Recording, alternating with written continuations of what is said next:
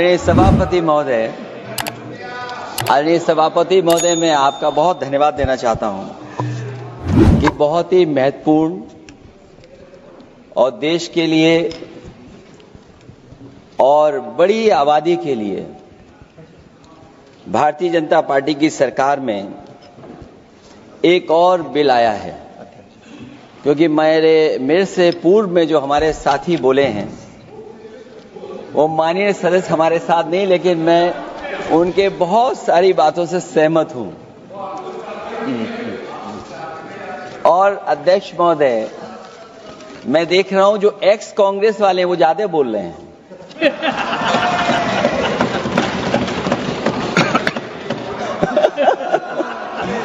आदरणीय अध्यक्ष महोदय,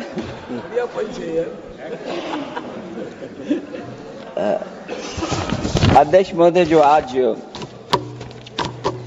बिल पेश हुआ है, मैं हिंदी और अंग्रेजी को जो कुछ समझ सकता हूं वो यही मैं कह सकता हूं कि माननीय मंत्री जी ने ये कहा कि ये उम्मीद है। ये उम्मीद कैसे बना है, अंग्रेजी में भी मुझे समझ में नहीं आ रहा कि उम्मीद है ये, हिंदी में भी समझ में नहीं आ रहा कि ये उम्मीद है। यूनिफाइड वक्फ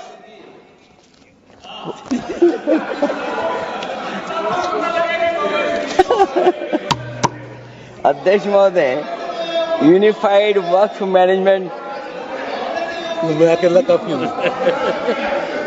अध्यक्ष महोदय, अध्यक्ष महोदय, मैं समझ सकता हूं कि मैं वो बात छेड़ना नहीं चाहता था, लेकिन क्या करूं, मजबूरी है अब।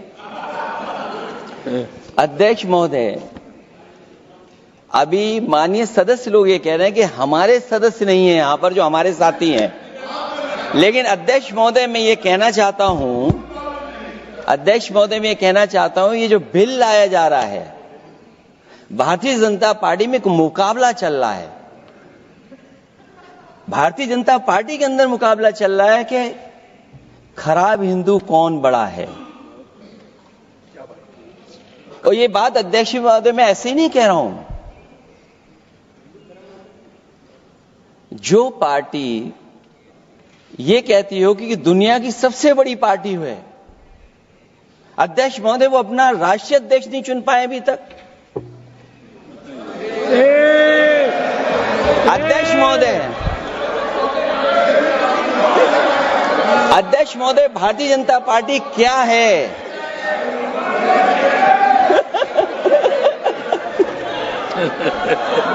जी, मैं अखिलेश जी ने बहुत हंसते हंसते कहा है, इसको हंसते हंसते जवाब देना। इस सामने जितनी पार्टियां हैं उनका राष्ट्रीय अध्यक्ष उन 5 लोगों को ही चुनना है परिवार के।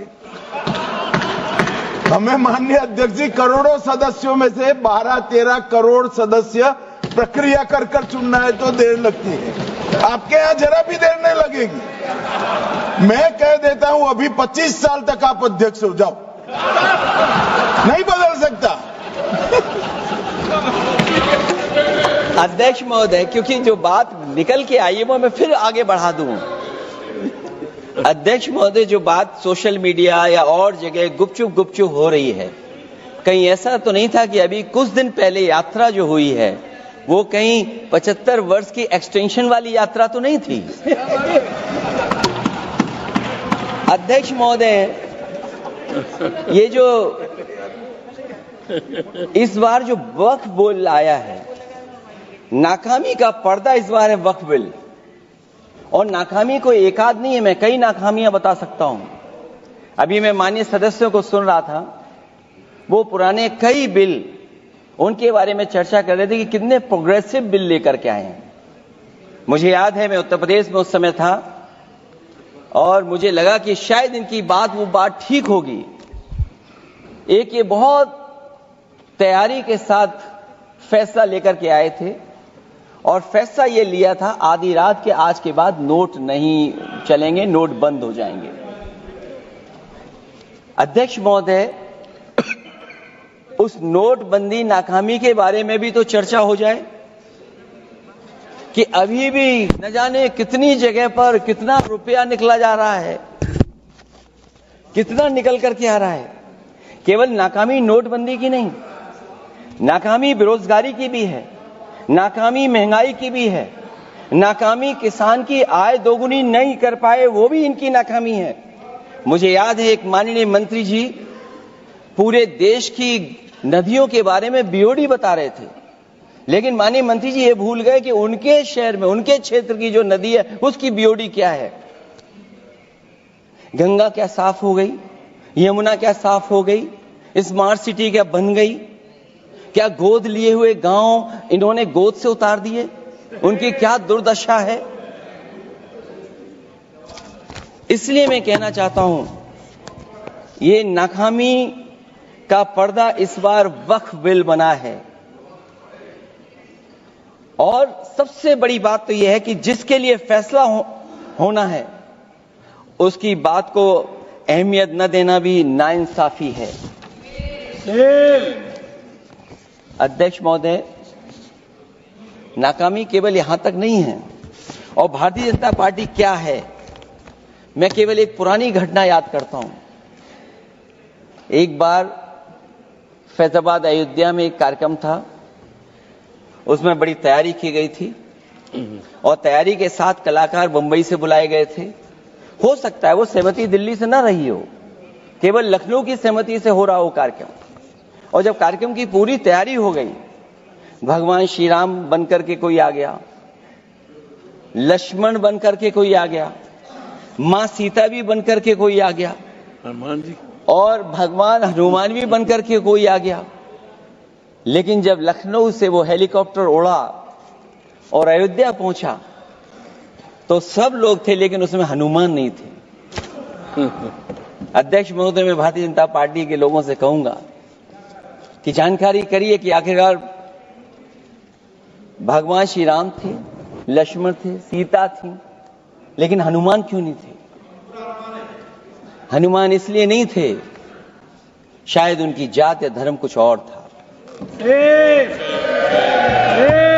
अध्यक्ष महोदय, ये देश मिली जुली संस्कृति से चला है। कुछ हमने सीखा, कुछ उन्होंने सिखाया।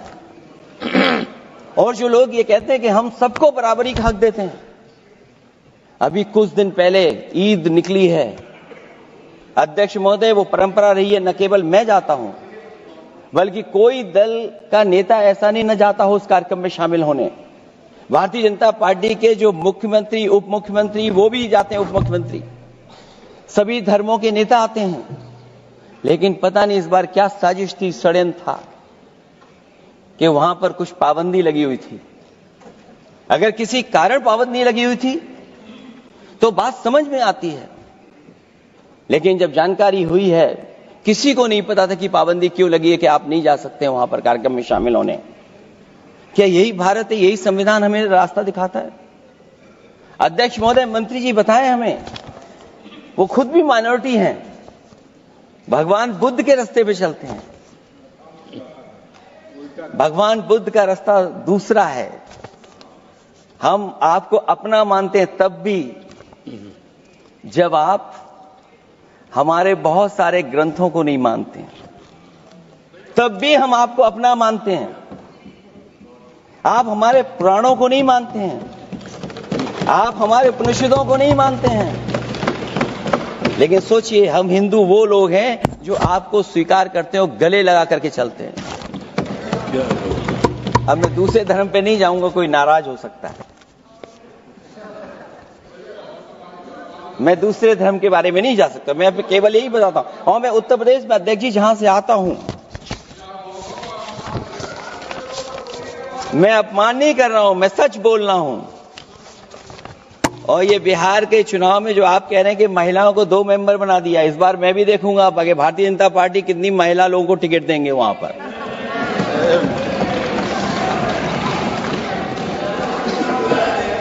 अध्यक्ष महोदय, भाजपा जब भी कोई नया बिल लाती है तो वो अपनी नाकामी छुपाती है।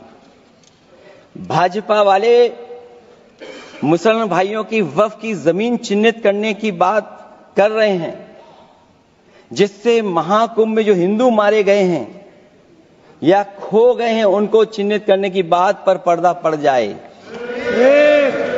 अध्यक्ष महोदय, मुझे खुशी इस बात की कि हमारा धर्म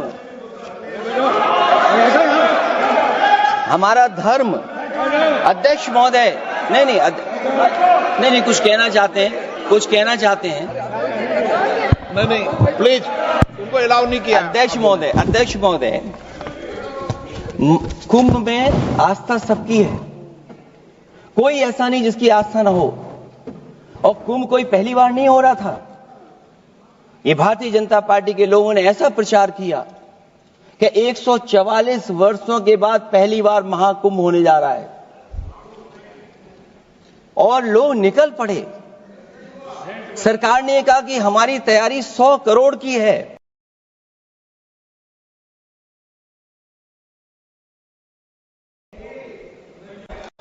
आप कहते टेक्नोलॉजी का हम इस्तेमाल करेंगे, जमीनों को हम मैपिंग कर करके डेटा एंड रिकॉर्ड ठीक करेंगे।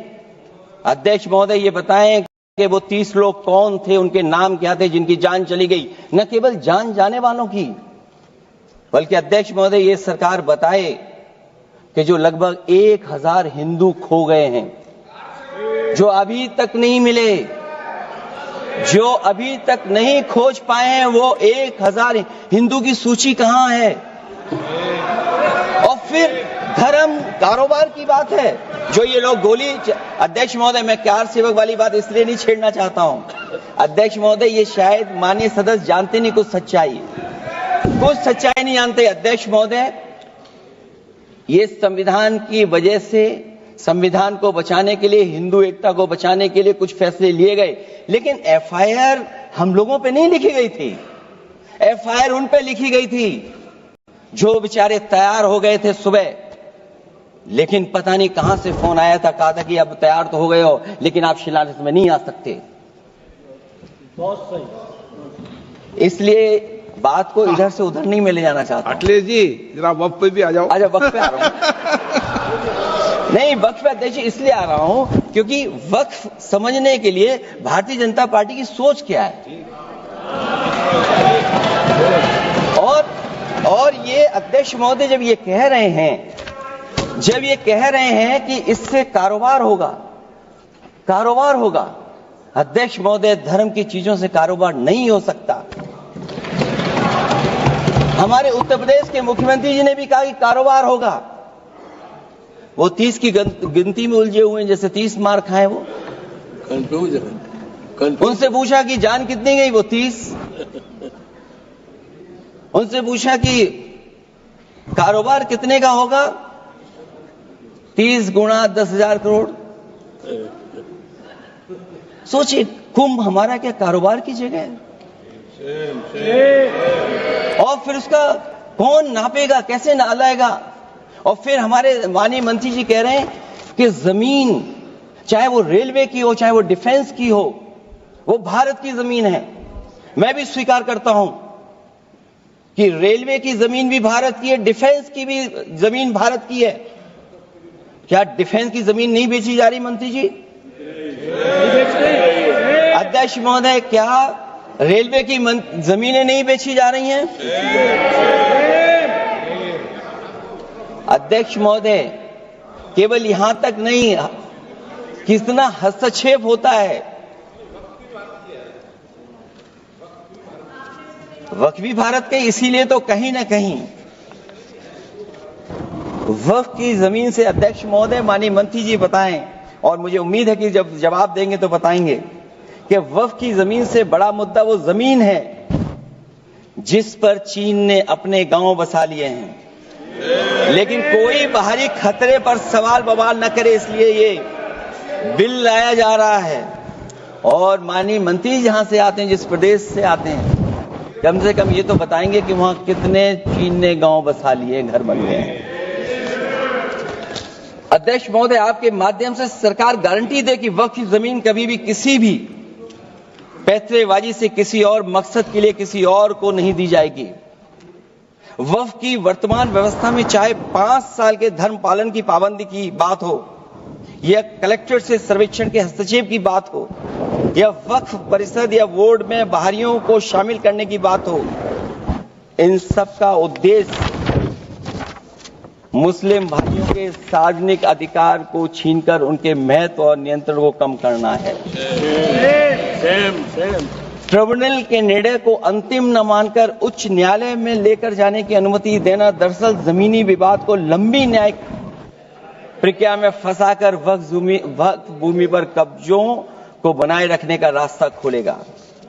सबसे बड़ी बात यह कि वक्फ बिल के पीछे की न तो नीति सही है न नीयत, ये देश के करोड़ों लोगों से उनके घर दुकान छीनने की भी साजिश है। भाजपा एक अलोकतांत्रिक पार्टी है, वो असहमति को अपनी शक्ति मानती है। जब देश के अधिकांश राजनीतिक दल वक्फ बिल के खिलाफ हैं, तो उसे लाने की जरूरत क्या है जो जिद क्यों कर रहे हैं सरकार। वक्फ बिल का लाना भाजपा की सियासी हट है। वक्फ बिल भाजपा की सांप्रदायिक राजनीति का नया रूप है। वो तो आपको काटेगा, और इसलिए काटेगा कि अध्यक्ष महोदय बाहर ये लिखते हैं सत्यमेव जयते, बाहर है लिखते सत्यमेव जयते, भाजपा अंदर असत्य बात कहते।